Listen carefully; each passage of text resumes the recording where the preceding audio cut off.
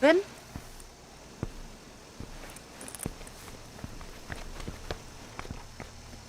Ma, cuando tenías mi edad, ¿vivías aquí?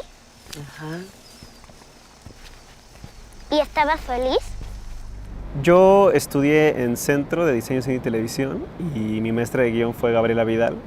Entonces, al momento de graduarme, yo tenía una idea sobre hacer una historia, trabajar una historia que hablara sobre 3 temas que eran importantes para mí, que eran la familia, la nostalgia y el deseo, o el deseo prohibido.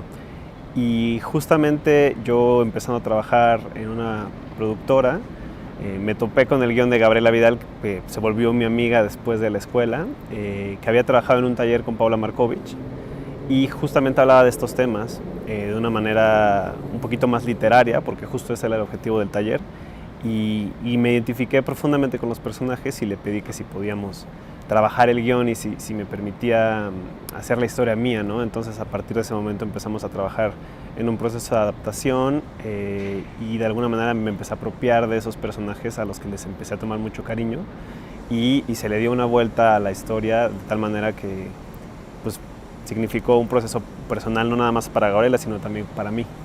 El guión original tenía el tercer acto era bastante diferente.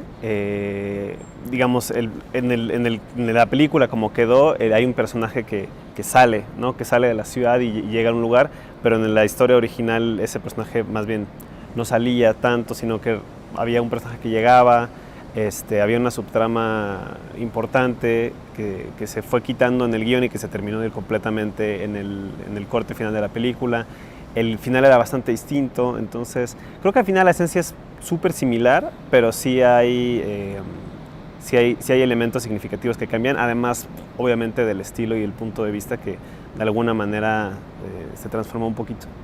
Uno de los primeros temas que hablamos Gabriela y yo fue cómo abordar el tema principal, ¿no? de la película, y fue súper interesante porque desde el principio el objetivo era hacer una película que no juzgara a los personajes, ¿no? O sea, hay una tradición de películas y de literatura, en general de cultura occidental, que en general castiga a los personajes que tienen este tipo de historias, ¿no? Los lleva a la locura, al destierro, a la muerte, y más bien nosotros queríamos darle una oportunidad a estos personajes y a los espectadores de que no juzgaran, ¿no? Entonces desde el mismo guión y después por todo el proceso de la dirección de actores, la puesta en escena, la musicalización, todo, el objetivo principal era no juzguemos a los personajes, sino más bien sintamos con ellos lo que están sintiendo y por qué lo están sintiendo y démosle chance a ver si esto en una de esas no está tan mal como podría dictar el tabú o como podría dictar la tradición, ¿no? Cultural.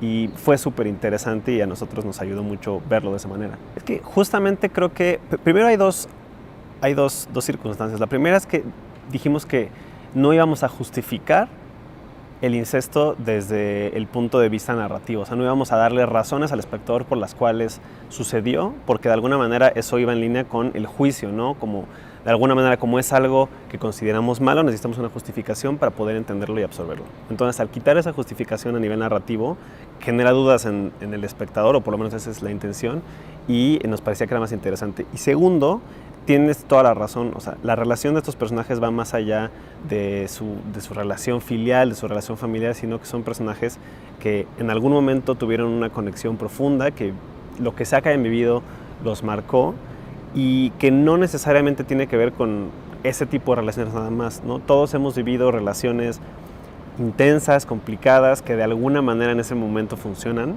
pero después la vida nos da, como nos pasa a la cuenta y nos damos cuenta que no funcionan y que nos van a afectar. Pero creo que todos nos hemos podido identificar con uno de esos amores, que Gabriela los llama estos amores como Drácula, ¿no? Que te chupan la sangre, que te chupan la energía y la vida, pero que no los puedes dejar ir. Entonces creo que esa como tormenta de sentimientos me parecía como súper linda abordarla desde la relación per se, ¿no? Desde los sentimientos, más allá del posible juicio que nosotros como espectadores podemos llegar a tener o que ellos como personajes puedan expresar durante la película. Es que hay una línea bien delgada, ¿no? O sea, una cosa es, se podía llegar como a la sordidez por un lado, que es como un tratamiento bien común, y por otro lado se podía hacer demasiado pop una cosa que se romantice, y la verdad es que en ese balance hubo muchísimo riesgo en el sentido de que sí creo que podíamos habernos equivocado, porque era fácil, ¿no? Era fácil caer tanto en una cosa como en la dramatización extrema, ya llegar a un melodrama demasiado, y por otro lado también llevarlo a la apología, ¿no? Y como que mantener esta mirada neutral fue para mí el reto a nivel dirección de esta película.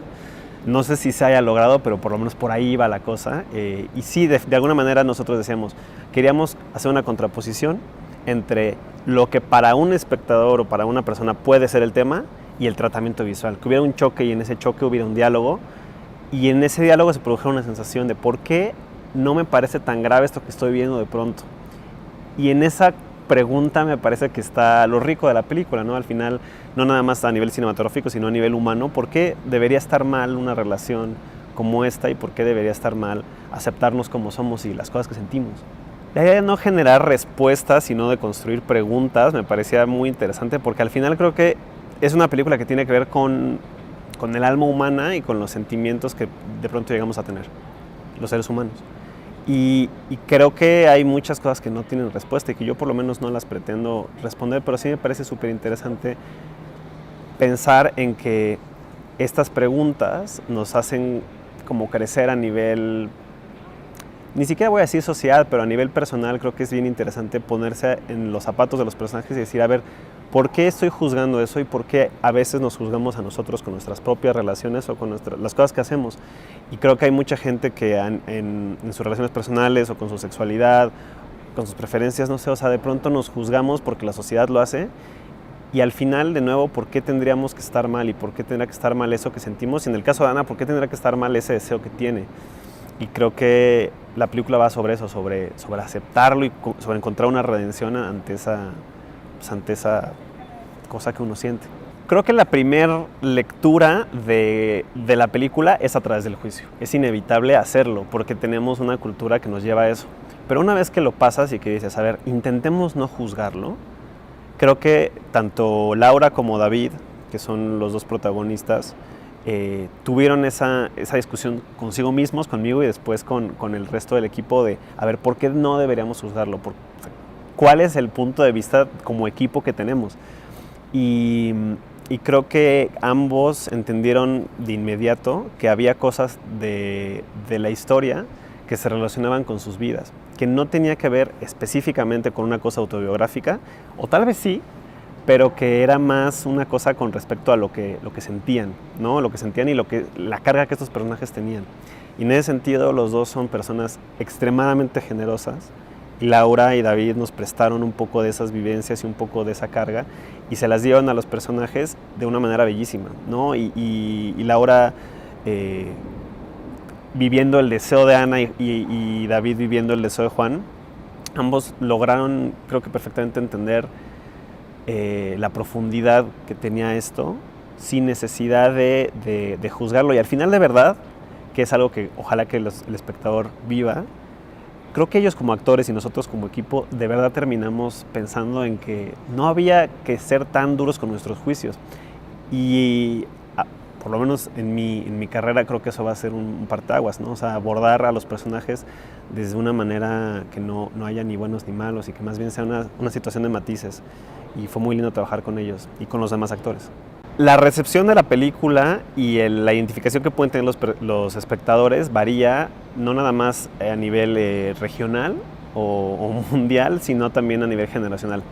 Por ejemplo, hay personas que vivieron vidas rurales, digamos, no nada más en México, sino en otras partes del mundo, que cuando veían la película, personas mayores de 60 años, se acercaban y nos decían justo eso yo antes era mucho más común y eso antes pasaba mucho más y no sé por qué ahora ya no se menciona tanto en los medios, que sí hay una cosa como de los medios masivos y de cómo Hollywood lo retrata, pero había una cosa en las personas mayores de ciertas áreas, por ejemplo en Cuba, en ciertas partes de los estados de México, en partes rurales de España, donde la gente se identificaba mucho a partir de cierta edad.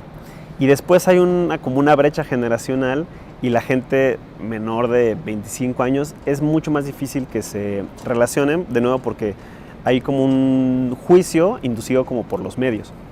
Entonces, sí es bien interesante pensar que nuestra generación a lo mejor no es tan, o sea, no es tan liberal como pensamos, o no estamos tan abiertos a ciertas ideas, y que la generación de los que ahora son viejos, que vivieron los 60s y los 70s, sobre todo en áreas no urbanizadas, o que no tenían como una carga sociopolítica tan particular, tenían mucha más apertura hacia estos temas, ¿no? Y justo también eso es bien interesante, o sea, ¿qué es una familia? Y al final también la película cuestiona eso, ¿no? O sea, la noción que construimos como sociedad de la familia.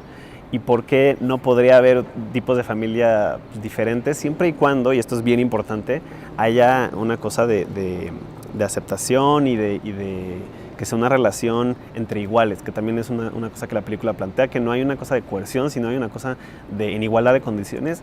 Y mientras sean dos adultos que deciden hacer eso, ¿por qué no podrá haber tipos de familia diferentes?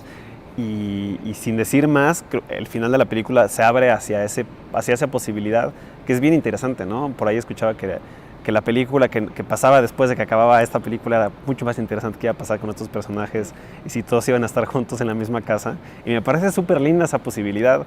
¿Por qué no? O sea, ha pasado antes en otros momentos de la humanidad. El deseo, la memoria, la nostalgia, y el deseo de Juan, sí de Ana, y también un deseo de regresar a algo que ya perdiste y que te quitó crecer. Y de alguna manera, en ese sentido, yo me relaciono con la película por eso, ¿no? O sea, creo que soy una persona que inevitablemente siente que perdió algo cuando creció, que creo que puede ser algo con lo que la gente se relacione, y es algo que también sienten los personajes, ¿no? Que creo que se ve reflejado de alguna manera en la visión infantil del niño en la película, que es la única persona que no juzga nunca y que no le parece nada raro de lo que está pasando. Me parece que es interesante. Sí, el personaje de Mateo, que está interpretado por Ian García Monterrubio, que es un actor súper completo para su corta edad, porque filmamos la película cuando tenía 6 años, nos ayudó mucho a eso, ¿no? A hacer no nada más un eco de la infancia, sino hacer también como un sentido de contraposición con respecto a lo que están sintiendo, porque para él está súper cool tener ahí a este personaje nuevo en su vida, y se divierte, y de nuevo, ¿por qué al final los niños no juzgan las situaciones y los ven de una manera como mucho más sencilla? Y el problema está resuelto en la cabeza del niño, ¿no? O sea, bueno, pero ¿por qué no vivimos todos juntos, no? Es bien fácil para él decirlo. ¿Y por qué no debería ser fácil? Tal vez sí es así de fácil, si al final todos es lo que quieren. Hola, soy Emilio Santoyo, soy director de la película El Deseo de Ana, que estrena en Cineteca Nacional el 30 de diciembre. No se la pierdan y recomiéndenla. Muchas gracias.